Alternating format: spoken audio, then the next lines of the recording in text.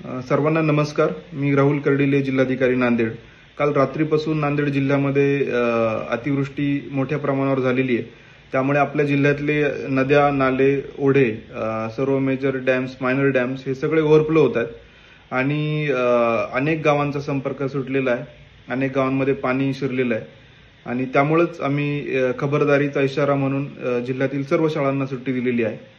त्याचसोबत महाविद्यालय पातळीवर निर्णय घेण्याचा अधिकार त्या उपविभागीय अधिकाऱ्यांना आम्ही दिलेला आहे। माझं सर्व नांदेडकरांना आव्हान आहे की आपण कुठल्याही अतिआवश्यक कामाशिवाय घराबाहेर पडू नये। आपण सुरक्षित ठिकाणी राहावं आणि विशेषतः विष्णुपुरीच्या कॅचमेंटमध्ये जो पाऊस पडतोय त्यामुळे नांदेड शहरामध्ये पण आता पाणी येण्याची शक्यता आहे। त्यामुळे विशेषतः जे सखल भागातले नागरिक आहेत त्यांनी सुरक्षित ठिकाणी शिफ्ट व्हावं। आम्ही सकाळीच आर्मीला कॉन्टॅक्ट केलेला आहे, ते थोड्याच वेळात नांदेडसाठी निघतील।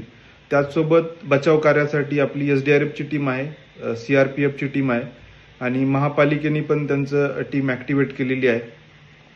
तर आपण त्यांच्या कंट्रोल रूमला संपर्क साधावा।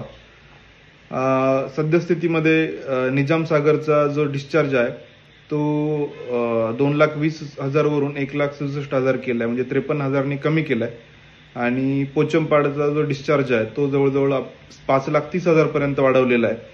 त्यामुळे अशी अपेक्षा आहे की 2-3 तासामध्ये आपल्याला त्यामध्ये थोडासा रिलीफ मिळेल। परंतु पुढचे 2-3 तास आपल्या नांदेडमध्ये पण अतिवृष्टी पाऊस पडण्याची शक्यता आहे।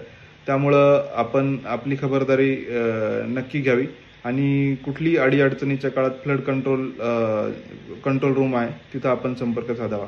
धन्यवाद।